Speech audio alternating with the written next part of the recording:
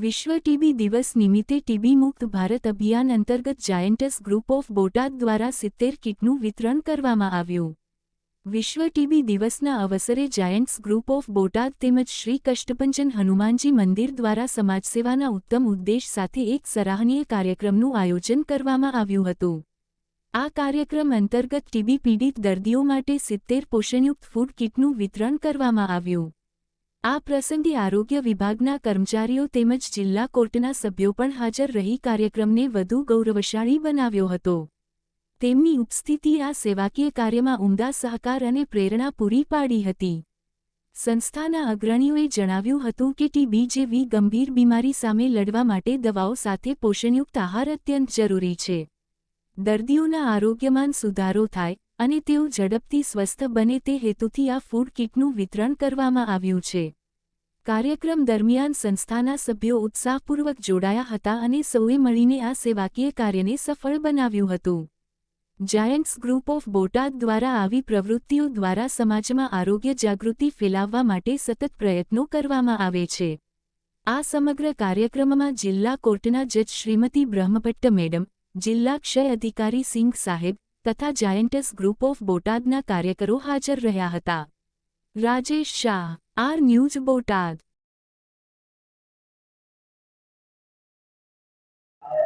Savaliya Chandrakant Himmatbhai, giants group of બોટાદના પૂર્વ પ્રમુખ। આજે બોટાદ શહેર ખાતે રેલ બસેરા ખાતે કાર્યક્રમનું આયોજન આજે 24મી માર્ચ એટલે ક્ષય દિવસ આપણા દેશના યશસ્વી વડાપ્રધાન દ્વારા એક પહેલ કરવામાં આવી હતી કે ભારત દેશ છે એ ટીબી મુક્ત ભારત એ અભિયાનના ભાગરૂપે આજે જાયન્ટ્સ ગ્રુપ ઓફ બોટાદ દ્વારા આશ્રય ઘર ખાતે એમની ટીબીના દર્દીઓને બોલાવી અને એમને પોષણ કીટ વિતરણ કરવાનો કાર્યક્રમ છે। જાયન્ટ્સ ગ્રુપ ઓફ બોટાદ એટલે બોટાદની અંદર સેવાકીય પ્રવૃત્તિ સંસ્થા છે। એ અમે કાયમી વર્ષોથી ટીબીના દર્દીઓને કીટ આપી અને એમનું શરીર, એમનું સ્વાસ્થ્ય સારું રહે એના માટે અમે કામગીરી કરી રહ્યા છીએ। દર મહિને 50થી વધારે દર્દીઓને અમે કીટ આપી છે અને આજે લગભગ 101 દર્દીઓને અમે કીટ આપી છે અને અમારો આ કાર્યક્રમ દર મહિને ચાલુ છે, અવિરત ચાલુ રહેશે। અને આ દેશના યશસ્વી વડાપ્રધાન દ્વારા એની સાથોસાથ સગર્ભા બહેનોને પણ કીટ આપી છે, કુપોષિત બાળકોને પણ કીટ આપી છે અને આ દેશના નાગરિકોનું સ્વાસ્થ્ય સારું રહે એના ભાગરૂપે આ જાયન્ટ્સ ગ્રુપ કામ કરી રહ્યું છે। અને આજે માનનીય આરોગ્ય તંત્રના અધિકારીઓ પણ સાથે હતા અને સાથે સાથે બોટાદ હાઈકોર્ટના જજ બ્રહ્મભટ્ટ સાહેબ પણ અહીં હાજરી આપી હતી અને આ કાર્યક્રમ ખૂબ સરસ મજાનું આયોજન કરવામાં આવ્યું હતું અને આ લાભાર્થીઓને અમે કીટ વિતરણ કરવામાં આવ્યું છે। જાયન્ટ્સ ગ્રુપ ઓફ બોટાદના પૂર્વ પ્રમુખશ્રીઓ, ફેડરેશનના અધિકારીઓ અને સભ્યશ્રીઓ પણ હાજર રહ્યા હતા અને આ કાર્યક્રમને સફળ બનાવવામાં આવ્યો હતો। આ 100 આજુબાજુ દર્દીઓને આજે કીટ વિતરણ કરવામાં આવી છે અને દરેક લાભાર્થી સુધી અમે પહોંચી અને સૌ લાભાર્થીઓનું આરોગ્ય ખૂબ સારું રહે, એમના પરિવારમાં પણ એક ચિંતા છે એ પણ ક્યાંક ને ક્યાંક દર્દીનું આરોગ્ય સારું રહે એના માટે અમે પ્રયાસ કરી રહ્યા છીએ। ટીબી મુક્ત ભારતનું જે અભિયાન છે એ અમે દરેક દર્દીઓને એવું કહેવામાં માગીએ છીએ કે આપણા નજીકના આરોગ્ય કેન્દ્રમાં જઈ અને તમારા સ્વાસ્થ્યની તપાસ કરાવવી જોઈએ। અને હાલના સમયમાં સરકાર દ્વારા ખૂબ સરસ પ્રોજેક્ટ ચાલી રહ્યા છે। એક પણ દર્દીને ટીબી થાય નહીં અને જો હોય તો એ ટીબીમાંથી મુક્ત કરવા માટે ખૂબ આરોગ્ય કેન્દ્ર ઉપર ખૂબ જાગૃતિ ચાલી રહી છે અને સૌ નાગરિકોનું સ્વાસ્થ્ય સારું રહે અને પોતાના સ્વાસ્થ્યની કાળજી સૌ નાગરિકે લેવી જોઈએ એવો મારો શુભ સંદેશો છે।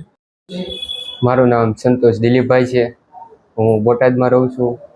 મને તાવ અને ઉધરસના આવાના લક્ષણો હોવાના કારણે મેં સોનાવાલે બતાવ્યું।